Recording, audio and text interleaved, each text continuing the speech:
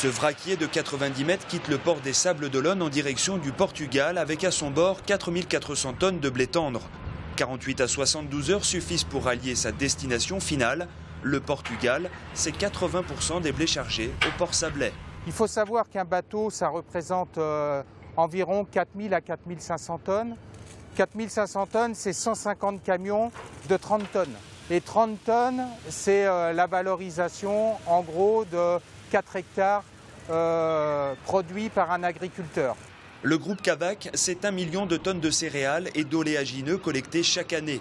350 000 tonnes de blé tendre, 100 000 de blé dur, 250 000 de maïs. Le reste correspondant à des plus petits tonnages en orge, colza ou tournesol. Et si le Portugal absorbe 80% du blé tendre chargé aux Sables d'Olonne, les semouleries italiennes, allemandes et anglaises sont de grosses consommatrices de blé dur français.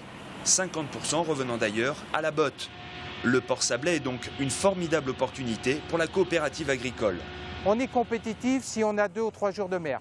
Par contre, dès qu'on doit passer le détroit de Gibraltar, ça pose un problème. Parce qu'effectivement, là, c'est plus le port de la Palisse qui va prendre le relais avec des grosses tailles de bateaux qui vont être beaucoup plus compétitifs pour faire des 5-6 jours de mer. Je charge des bateaux sur la Palisse également. Bon, mais mon client, il s'appelle Barilla. Il consomme 2 millions de tonnes, il peut s'acheter 10 000 tonnes, ce n'est pas du tout un problème. Qu'ils soient semoule mondialement connus ou plus modestes, tous veulent un produit de qualité correspondant à leurs attentes et aux critères de panification, que sont le taux d'humidité, le taux de protéines ou encore le taux d'impureté.